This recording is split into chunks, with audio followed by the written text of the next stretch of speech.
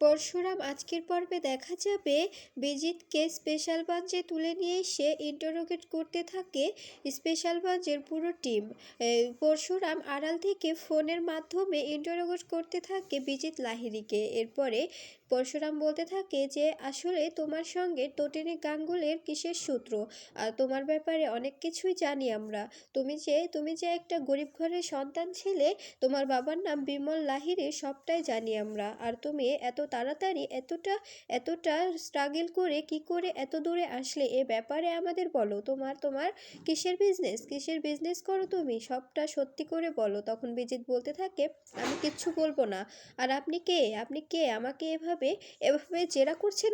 আপনার কোনো প্রশ্নের উত্তর দিতে আমি বাধ্য নই, এতে আপনার যা করণীয় আপনি করতে পারেন। তখন শিবপ্রসাদ বলতে থাকে এবার কিন্তু বাড়াবাড়ি হয়ে যাচ্ছে, যেগুলো জিজ্ঞেস করা হচ্ছে ভালোই ভালোই সেগুলোর উত্তর দাও, তা না হলে কিন্তু খারাপ হয়ে যাবে।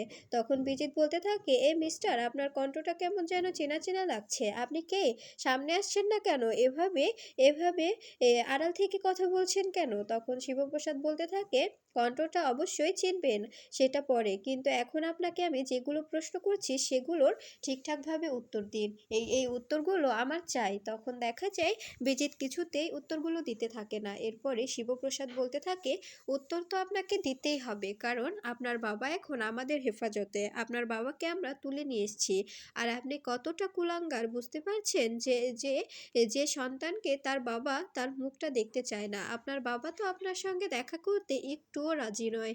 এদিকে দেখা নিশা স্পেশাল ব্রাঞ্চের মধ্যে ঢুকে পড়ে। ঠিক তখনই অতনু বলতে থাকে আচ্ছা ম্যাম, আপনি এখানে কি করতে এসেছেন আর কোথায় যাচ্ছেন? তখন নিশা বলতে থাকে বলরাম দেবের সঙ্গে দেখা করব। এরপরে অতনু চলে গেলে তখন তটিনী বলতে থাকে সবটা ঠিকঠাক আছে তো, তুমি সব কিছু কিন্তু ঠিকঠাকভাবে দেখবে। তখন নিশা বলতে থাকে ভিতরে ইন্টারোগেট চলছে। এদিকে শিবপ্রসাদ বলতে থাকে কি হলো, কথা বলছেন না কেন? কথা বলুন, কি কি আপনার ব্যবসাটা কিসের? আপনি কি কোনো বাচ্চা বাচ্চা পাচার করেন, নাকি মেয়ে পাচার করেন? কোন র্যাকেটের সঙ্গে যুক্ত আপনি?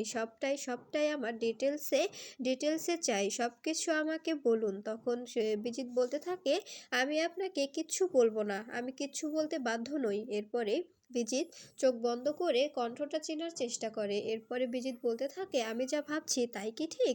কেমন যেন তটিনী গাঙ্গুলির হাজবেন্ড শিবপ্রসাদ গাঙ্গুলির কণ্ঠর মতো লাগছে। এতটা মিল কি করে হতে পারে?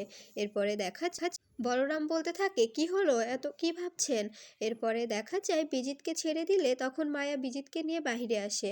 এরপরে বিজিতকে দেখে লুকিয়ে পড়ে নিশা। এরপরে নিশা আড়ালে লুকালে তখন তটিনী বলতে থাকে কি কি খবর ওদিকে? তখন নিশা বলতে থাকে বেরিয়ে গেল।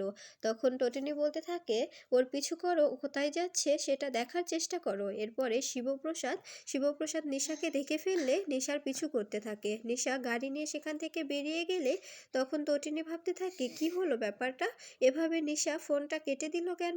এরপরে শিবপ্রসাদকে বলরাম বলতে থাকে কি হয়েছে, তুই এরকম হাঁপাচ্ছিস কেন? তখন বলরাম বলতে থাকে আমাদের ফ্ল্যাটের নিচে যে মজুমদার আঙ্কেলের ফ্ল্যাটে মেয়েটি থাকে নিশা, ও ফলো করছে, আমাদের ওপর নজর রাখছে।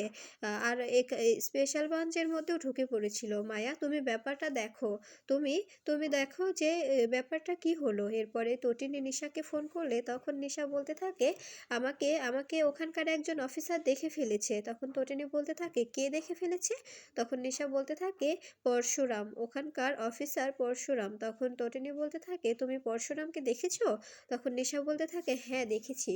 তখন তটিনী বলতে থাকে কীরকম দেখতে আমাকে বলো, ওনাকে কীরকম দেখতে? আমার ডিটেলসে সব কিছু চাই, আমি জানতে চাই যে ওনাকে কেমন দেখতে। এদিকে দেখা মায়া সিসিটিভি ফুটেজে দেখতে পায় যে নিশা বারবার তটিনী বলে কারোর সঙ্গে কথা বলছিল। তখন শিবপ্রসাদকে এই কথাটা বললে তখন শিবপ্রসাদ বলতে থাকে ব্যাপারটা মিস্টেরিয়াস লাগছে, কিন্তু মনে হচ্ছে যে বিজিতের সঙ্গে তটিনী কানেক্টেড, কারণ বিজিতকে ইন্টারোগেট করার সময় তটিনীর সঙ্গে কেন কথা বলছিল নিশা, এ ব্যাপারটা আমাকে জানতেই হবে। এরপরে দেখা যায় নিশা তার লোককে নিয়ে গাড়িতে করে যাচ্ছে, হঠাৎ করে নিশার সামনে সামনে এসে দাঁড়ায় শিবপ্রসাদ গাঙ্গুলি। এরপরে ছেলেটি গাড়ি থেকে নামলে তখন শিবপ্রসাদ ছেলেটিকে মারলে ছেলেটি মাটিতে লুটিয়ে পড়ে আর জ্ঞান হারিয়ে ফেলে। এরপরে নিশা এসে বারবার বলতে থাকে, কি হলো তোমার, কি হলো তোমার, তুমি এভাবে মাটিতে পড়ে গেলে কেন, উঠো উঠো বলছি। তখন দেখা যায় নিশার কথা না শুনে ছেলেটি মাটিতে পড়ে থাকে, কোনো সাড়া শব্দ দেয় না। এরপরে হঠাৎ করে নিশার মাথায় রিভলভার ধরে শিবপ্রসাদ গাঙ্গুলি। এরপরে শিবপ্রসাদকে দেখে অবাক হয়ে যায় নিশা বলতে থাকে, আপনার হাতে রিভলভার কেন, আপনি আপনি এরকম পরিবেশে কেন, রিভলভার নিয়ে এসেছেন কেন, আপনি কে? তখন শিবপ্রসাদ বলতে থাকে, অভিনয় করছো, ন্যাকামো করছো, স্পেশাল ব্রাঞ্চের অফিসে কেন ঢুকেছিলে তুমি?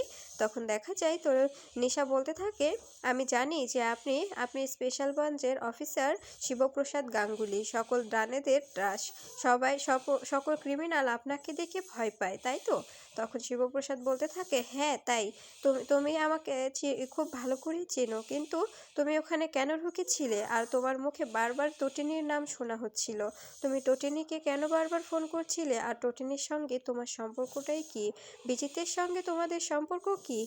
আমাকে সবটা বলো। তখন নিশা বলতে থাকে, আপনি ভুল করছেন, এভাবে মাঝ রাস্তায় আমাকে আটকিয়ে আপনি ব্যাপারটা ভালো করছেন না, আমাকে এভাবে আপনি জেরা করতে পারেন না, আপনার কোনো রাইট নেই। তখন দেখা যায় শিবপ্রসাদ বলতে থাকে, আমি কি করতে পারি না সেটা তোমাকে ভাবতে হবে না, তোমাকে যে প্রশ্নগুলো করা হয়েছে ঠিকঠাকভাবে উত্তর দিলে তুমি ছাড়া পাবে, তা না হলে তোমাকে এখানে এই 6টা বুলেটে তোমার এই মাথায় ভুরে দেব।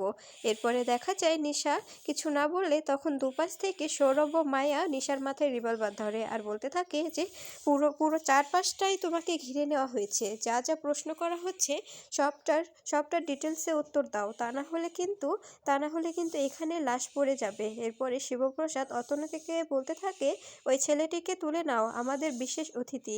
এরপরে দেখা যায় তটিনী ফোন করলে শিবপ্রসাদ বলতে থাকে, ফোনটা রিসিভ করো আর বুঝতে দেবে না যে আমরা আছি এখানে। এরপরে নিশা ফোন রিসিভ করে বলতে থাকে, সব কিছু ঠিকঠাক আছে। এরপরে তটিনী বলতে থাকে, এখন কোন রোডে আছো?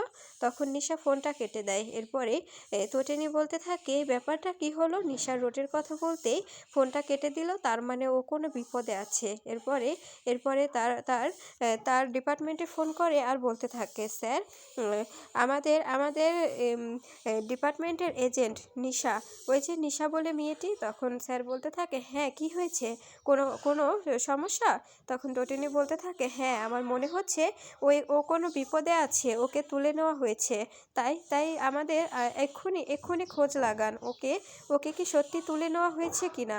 আর ওর কথাবার্তা শুনে মনে হলো ও কোনো বিপদে আছে, ওকে তুলে নেওয়া হয়েছে, তাই আমাদের সাবধানে থাকতে হবে। এদিকে দেখা যায় জিতকে বলতে থাকে, আমার যত তাড়াতাড়ি সম্ভব আমি আয়েশিকে বিয়ে করে এখান থেকে চলে যাব, ব্যাপারটা আপনি দেখবেন, যত তাড়াতাড়ি সম্ভব আয়েশির সঙ্গে আমার বিয়েটা সম্পূর্ণ করে দিন। তখন ভানু বলতে থাকে এত তাড়াতাড়ি বিয়েটা কি করে দেওয়া যায় বলো তো, এভাবে তো এটা তো বিয়ে, তাই না, এভাবে লগ্ন ছাড়া তো দেওয়া সম্ভব না। তখন দেখা যায় বাবিন বলতে থাকে, ও তো ঠিকই বলেছে, এত তাড়াতাড়ি কেন, তোমার কি হয়েছে, তুমি কি নিয়ে ভয় পাচ্ছ? তখন দেখা যায় বিজিত বলতে থাকে, আমি সত্য কথাই বলছি যে আমি আপনার ভাই যে টোটেনি গাঙ্গুলিকে নিয়ে ভয় পাচ্ছি, মেয়েটা খুব ডেঞ্জারাস, এই যে আতপৌরে বউ সেজে থাকে না, এভাবে শাড়ি পরে একটা গৃহবধূ সেজে থাকে, ও মোটেও সেরকম একটা গৃহবধূ নয়, ওর একটা মুখোশধারী, ওর অন্য কোনো পরিচয় আছে, আমি ওকে নিয়ে ভয় পাচ্ছি, ও আমার বিয়েটা ভেঙে দিতে পারে, তাই বলছি আপনারা যত তাড়াতাড়ি সম্ভব আয়েশির সঙ্গে আমাকে বিয়েটা দিয়ে দিন, আমি আয়েশিকে নিয়ে এখান থেকে চলে যাব, অনেক দূরে চলে যাব, আয়েশিকে নিয়ে আমি এখানে থাকবো না, এখানে থাকলে আমার আর আয়েশির বিয়েটা ভেঙে যেতে পারে আর অনেক বিপদ হতে পারে। এরপরে দেখা যায় বিজিত বাবিনকে বলতে থাকে, এটাই কিন্তু শেষ সুযোগ, কারণ ওরা যেভাবে উঠে পড়ে লেগেছে, এবার তটিনী গাঙ্গুলিকে হয় শুট করে মারবো, না হলে আমাদের ডিপার্টমেন্টের কেউ মরবে। এসব কিছু শুনে ফেলে ডোডো সবকিছু শোনা মাত্রই শিবপ্রসাদকে ফোন করে খবরটা দিয়ে দেয়। এরপরে দেখা যায় টটিনি জিতকে ফোন করে বলতে থাকে, তোমার জামাই তো তোমার মেয়েকে নিয়ে লন্ডনে যাবে, সেখান থেকে আবার ইউরোপ কান্ট্রি, তাই না?